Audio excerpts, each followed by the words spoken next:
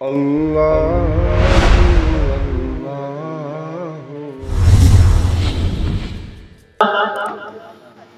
اب اس کے بعد جو آخری گروپ ہے اس کا پروگرام شروع کیا جائے. اس سے پہلے میں چاہتا ہوں کہ ساجدہ پروین جہاں کہیں آئیں اور تقریر پیش کریں. ساجدہ پروین.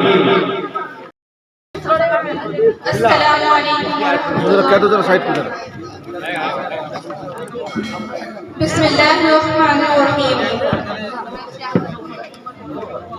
نحمده ونصلي على رسوله الكريم. اما بعد فاعوذ باللہ من الشیطان الرجیم. بسم اللہ الرحمن الرحیم. شہد اللہ انہ لا الہ الا هو والملائکۃ واولو العلم قائما بالقسط لا الہ الا هو العزیز الحکیم. صدق اللہ العظیم. وقال النبی صلی اللہ علیہ وسلم ان الاسلام یہدم ما کان قبلہ وان الہجرۃ تہدم ما کانوا او کما قال علیہ الصلاۃ والسلام. معزز شامعین، اللہ رب العزت کا یہ بے انتہا احسان و کرم ہے کہ اللہ تعالیٰ نے ہمیں دینی مجلس میں شرکت کی توفیق بخشی. آج میری تقریر کا موضوع ہے کلمہ طیبہ، یعنی اس بات کی گواہی دینا کہ اللہ کے سوا کوئی معبود نہیں اور حضرت محمد مصطفیٰ صلی اللہ علیہ وسلم اللہ کے رسول ہیں. ایک حدیث میں ارشاد ہے کہ جب کوئی بندہ اس کلمہ کو پڑھ کر اسلام قبول کر لیتا ہے اس کے پچھلے تمام گناہوں کو معاف کر دیا جاتا ہے. اور ایک حدیث میں ارشاد ہے کہ جب کوئی بندہ اس کلمہ کو پڑھتا ہے تو زمین سے ایک فرشتہ آسمان کی طرف یہ پیغام لے کر جاتا ہے کہ زمین پر ایک شخص نے کلمہ طیبہ پڑھا ہے.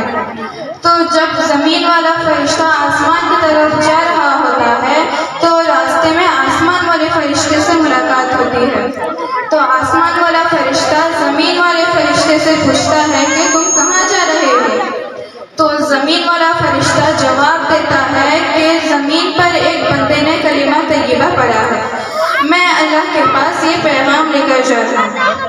پھر زمین والا فرشتہ سوال کرتا ہے کہ تم کہاں جا رہے ہو؟ تو آسمان والا فرشتہ جواب دیتا ہے کہ جس بندے نے زمین پر کلمہ طیبہ پڑھا ہے میں اس کے لیے بخشش کا سامان لے کر جاتا ہوں.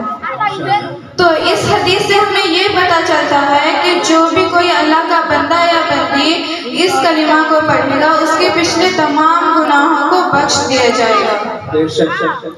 ایک بار حضرت موسیٰ علیہ السلام نے اللہ تعالیٰ سے التجا کی، اے میرے پیارے باری تعالیٰ، آپ مجھے ایک ایسا کلمہ بتائیں جو آپ نے آج تک کسی کو بھی نہ بتایا اور وہ کلمہ میرے لیے بالکل خاص ہو.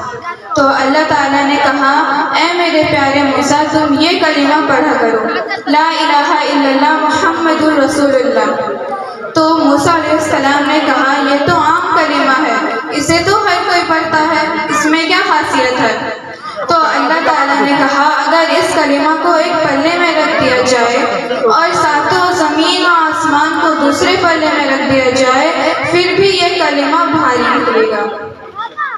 ایک حدیث میں ارشاد ہے کہ جس کے دل میں رائی کے دانے کے برابر بھی ایمان ہوگا اللہ تعالیٰ اس کے سارے گناہوں کو معاف فرما کر اس کو جنت نصیب فرمائیں گے. کتابوں میں لکھا ہے کہ دنیا سے بہت بڑے بڑے گناہگار گزرے ہیں جیسا کہ فرعون، حامان، قارون. اگر کوئی ایک شخص ان سب کے برابر گناہ کرے گا پھر بھی اللہ تعالیٰ نے اس کلمہ میں اتنی طاقت رکھی ہے کہ اس کلمہ کے بدلے اس کے سارے گناہوں کو معاف کر دیا جا سکتا ہے. اللہ تعالیٰ سے دعا ہے کہ ہمیں ہر وقت ہر لمحہ اس کلمہ پر ورد کرنے اور اس پر عمل نصیب عطا فرمائے اور موت کے وقت کلمہ زبان میں نصیب عطا فرمائے. آمین. آمین. ماشاءاللہ یہ تھی ساجدہ پروین جو سال فارغ ہو رہی ہے یہاں سے. اللہ کو علم و عمل کی ترقی نصیب عطا فرمائے. آمین.